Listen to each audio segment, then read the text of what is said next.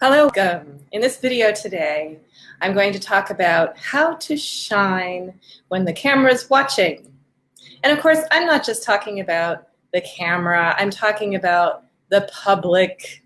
And if you don't know me yet, I'm a professional violinist. I've been performing all of my life, and I'm also a certified Alexander technique teacher, mind-body expert.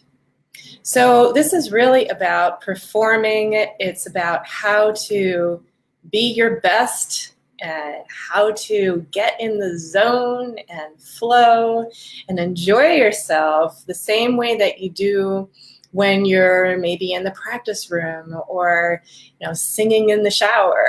How can you enjoy yourself and your music making just as much when you're at home alone as when you're on stage, or vice versa? How can you enjoy yourself on stage in front of a camera?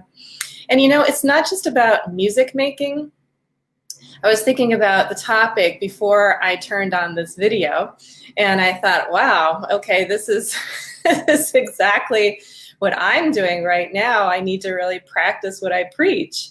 How can I, Jennifer, right now, do my best to shine, whatever that means, as you out there are watching through this camera? I see a little green dot. So I'm looking into the green dot and hoping that you feel my presence, because it's my aim I wish I could see you, and I know you're out there, but I can't actually see your faces.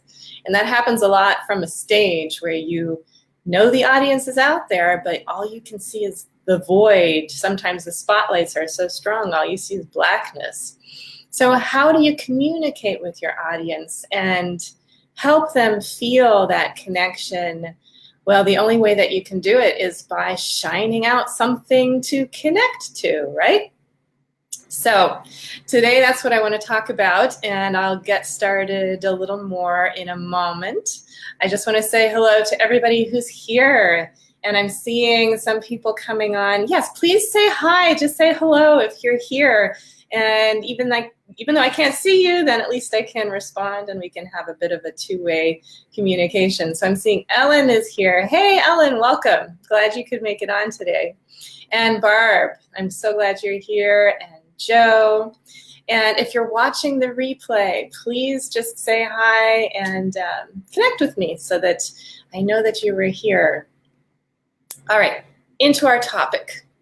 First of all, what does it mean to shine?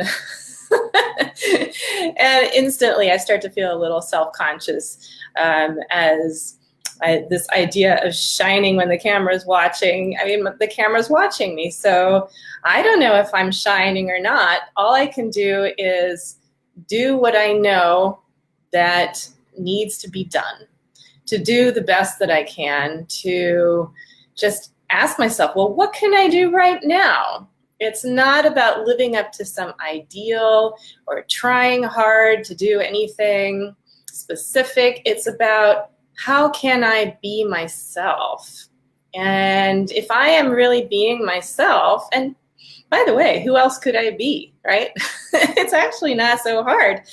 But if I'm just myself, then if I'm in touch with who I am in as an authentic way as I can, then I need to trust that that's going to come across to my audience. So I wanted to share two quotes with you, two that came to mind as I was preparing. And these are two quotes that I often think of in the context of life itself, living from day to day. And one of them in particular, well, both of them in relation to performance, but especially the second one. So the first quote that I remember from my childhood was from my dad. So I'm going to show that. My dad used to tell me, Jennifer, just be yourself. And the funny thing is that that was in my mind a lot, sort of in my unconscious, so I knew that's what I wanted to do, but I didn't know how to do it. So I'm wondering if anybody else out there has this idea that, well, how can I just be myself?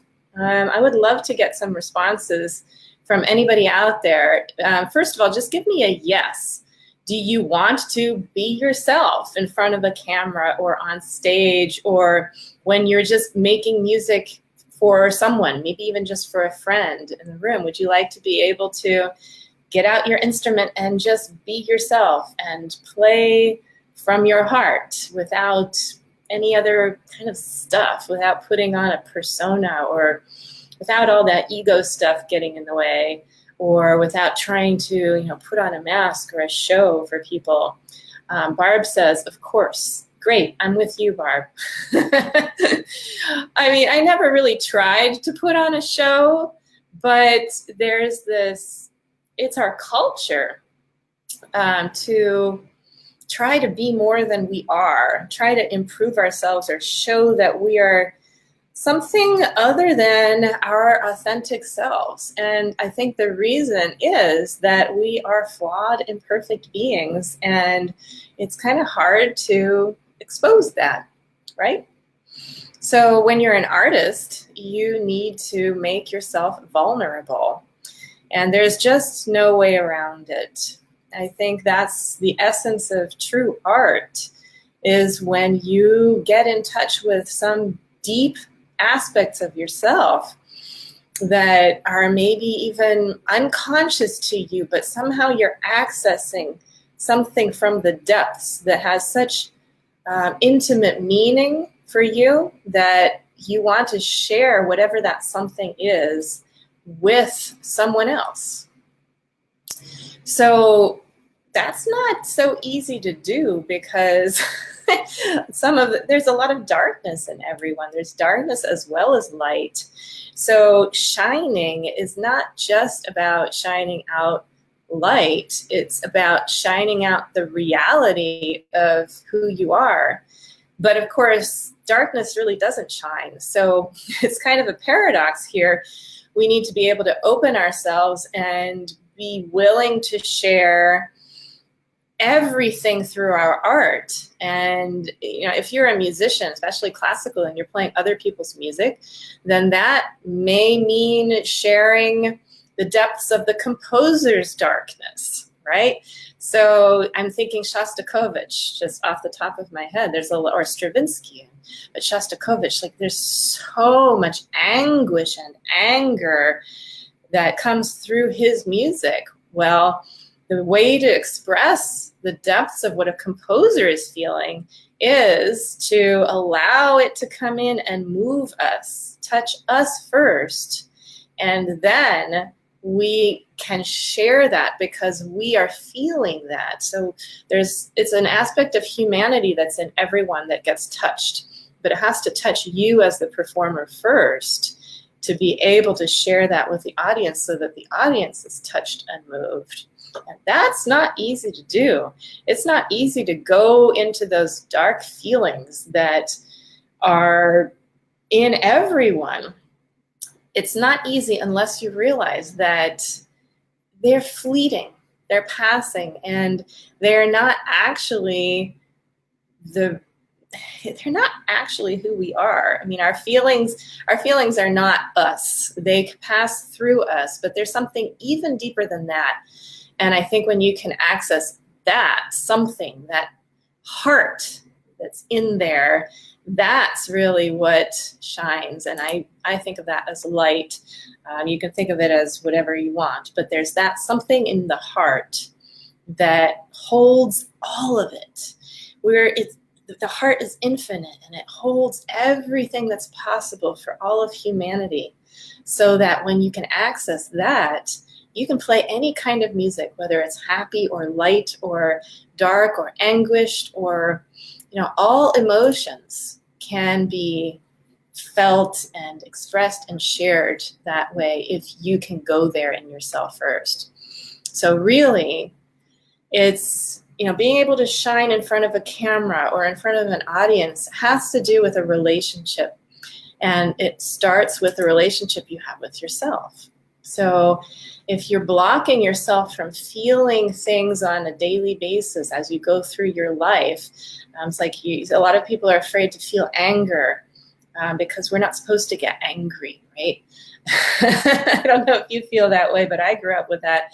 Like, you're not supposed to get angry. So there was a part of me that blocked off that type of feeling. And that's okay up to a point. But if you want to make really, really deep, meaningful, great music that's going to move your audiences, then you need to be able to feel any feeling that comes up in yourself first. And then you can share. It's like you learn how to let it move and flow through you. And then you can share it to the audience, and they then can use that energy to help themselves move through their feelings and emotions. And in a great performance situation, everyone feels cleansed and light afterwards if they are able to let those feelings flow. So I wanted to share with you, actually, before I go on, does this make sense? I'm going to take a peek at the comments that have been showing up. Joe says, if myself could play better.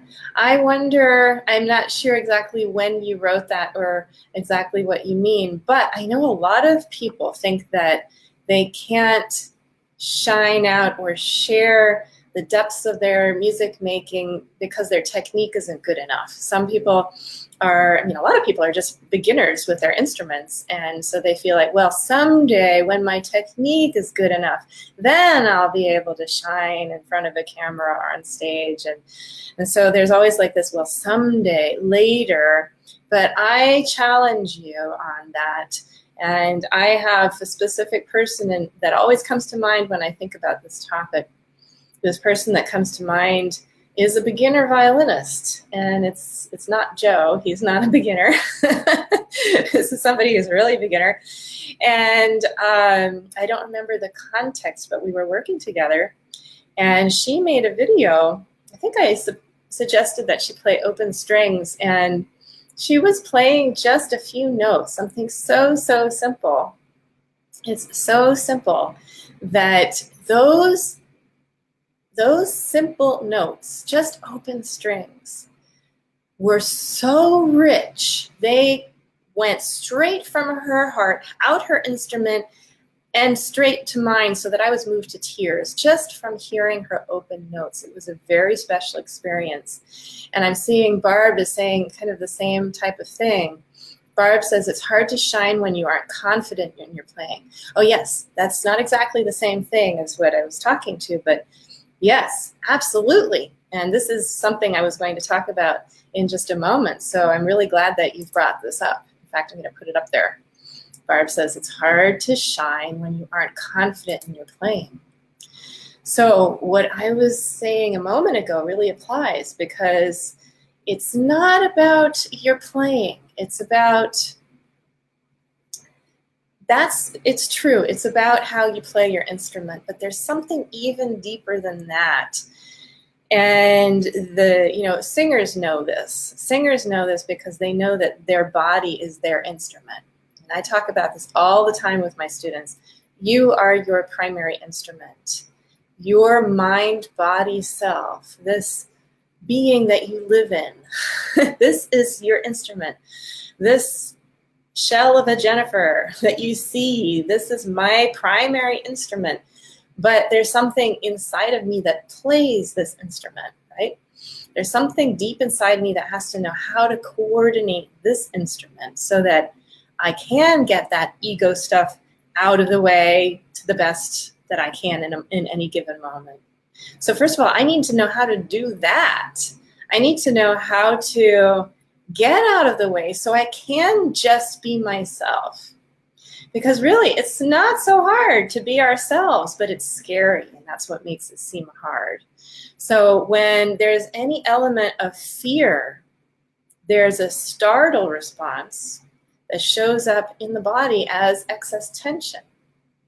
And when there's excess tension, then it gets harder to be coordinated, and our skills are impaired. On any, it can be a lot or a little, but if there's any kind of coordination, if there's any kind of fear or startle, it does get in the way of our coordination. And when we're not able to manifest our ideas and the meaning in our heart, through this body, because the coordinating system is interfered with, then it's hard to feel confident because the body isn't doing exactly or precisely what we want it to do. The really good news, I hope this makes sense. Does this make sense? Give me a thumbs up or a yes if this makes sense. Just right here, right now, I'm going to stop. See if this makes sense to everybody. I'm starting to get into Alexander Technique territory here, because Alexander Technique helps us, first of all, to recognize when we're interfering with our overall coordination, mind-body coordination. And then once we recognize that we're interfering, it gives us really clear, specific tools for how to stop interfering so that we have less tension that gets in the way.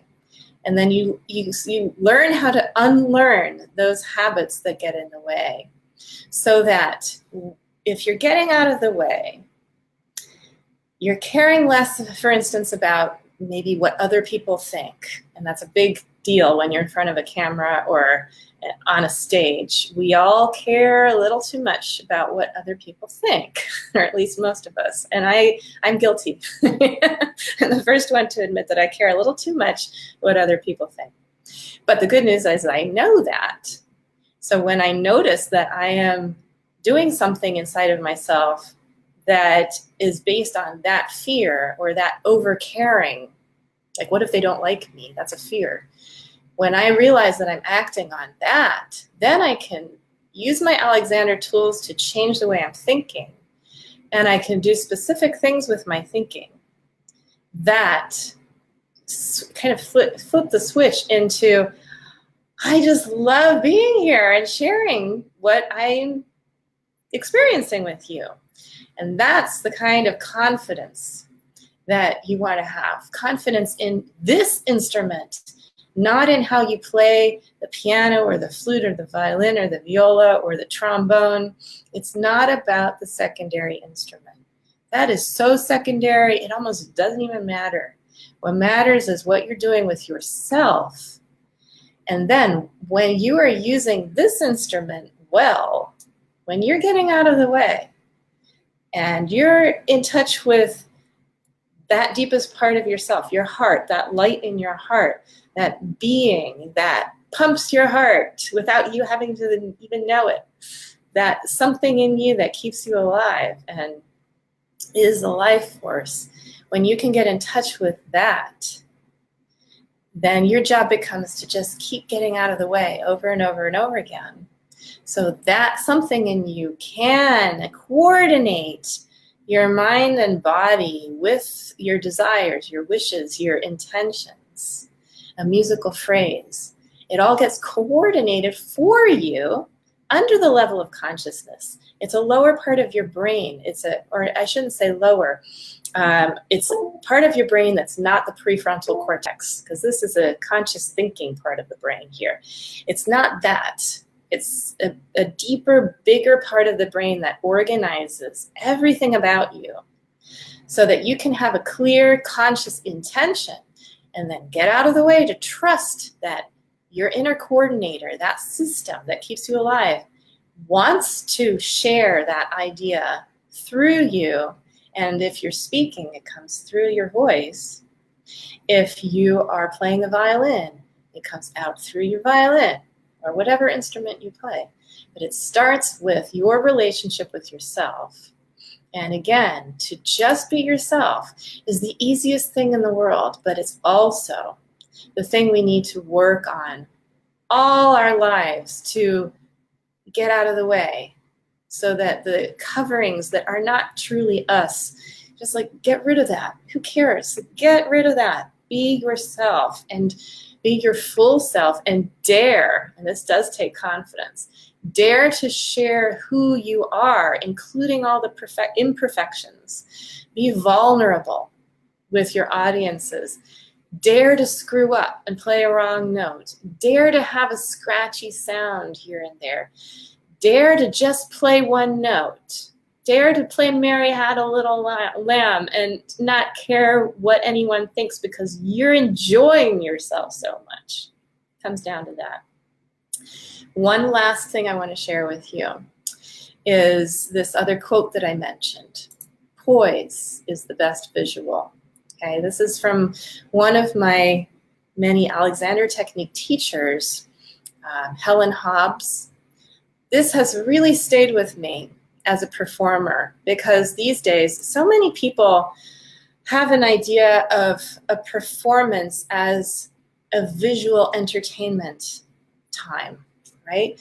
And so there are a lot of performers, and I play with some of them, that care more about what something looks like than how it sounds. So what something looks like is important, but the way something looks reflects what's deepest inside of us, just like your sound reflects everything that's going on inside of you in any given moment. Your sound reflects who you are, and your movements reflect who you are. And stillness reflects who you are just as much.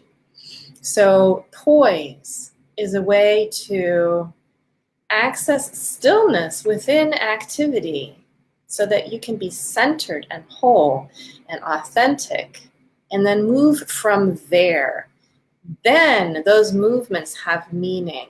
They're not just choreographed to make it look like we're into the music. And I'm not making this up. There are people that do this. They choreograph their movements and they're swaying with the sound. And it's okay. I mean, people are fooled by that easily, and they enjoy it and they love it and it looks like fun. But it's not the real thing unless it's coming from a place of ease, and ease within, from your heart. And yes, Joe, I totally agree with you. Entertainment takes many forms. Absolutely. So I'm not interested in that kind of superficial entertainment personally, although sometimes it's fun. It's fun to be superficial sometimes, right? But I'm talking now about how can you be the best musician that you can possibly be in any given moment. And that starts with being yourself and noticing when you are not being authentic, and learning the specific skills to stop not being authentic. It's really all about stopping. I like to say Alexander Technique is a subtraction method. You're learning to undo the extra stuff so that you're maximizing the power of the energy you have. You're being efficient with it. You're directing it the way you intend it to go. And so you're clear and you're open. And I think that's what makes things shine. Right? And it's not so much how something looks like on the outside. We see energy. We see when something is more alive as compared to something that's more dead. And it's not just about superficial movement making something look more alive and stillness looking more dead. Not at all. You can be quite still and perfectly alive and communicate that. Okay, I think that's all I wanted to say for now on this topic, but I do want to say to everybody who's here, and hi Debbie, I just saw that you came on. Hi, I'm glad you're here. I just wanted to encourage anybody watching this, if you want to learn the specific skills for how to do this, which are incredibly simple, very, very easy. The challenge is to remember to apply these and to do your practicing with the Alexander Technique every day, just for 5 minutes though. It is really, really simple. If you want to learn how to do this, join my practice tribe here on Facebook. It's a free group. Many of you are already members, but bring your friends. It's the Musicians Mind Body Practice Tribe.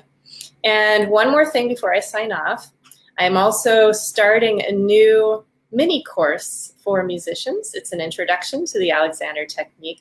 So if you take this, it's a 4-part mini course. If you're curious, don't let finances stop you. There's a sliding scale this time. I just want to spread the word and share what's next. See, I do a 2-minute Alexander Technique introductory etude in the practice tribe live with you every week. So go to the tribe to learn the first step, free. If you want to learn what comes after the cycle, what comes after that first etude, you can take my introductory mini course. Just email me. Let me put that up on the screen here. Mini course info. Just email me at this address or private message me here on Facebook. I respond as soon as I can, and I would love for you to apply if you're interested at all. All it takes is email me that you're interested, and I'll send you all the details and application, and there's no obligation whatsoever to get information. Okay? So I think that's all for today. I'm going to check. Nope, I don't see. All right, I don't see any other questions or anything come up. Come to the Mind Body Practice Tribe or message me if you have any questions at any time. And thank you so much for being here, and thank you for watching the replay if you came on late. I'm here every Thursday at 2 p.m. So hope to see you next week, if not in the Mind Body Practice Tribe. Happy practicing and enjoy being yourself.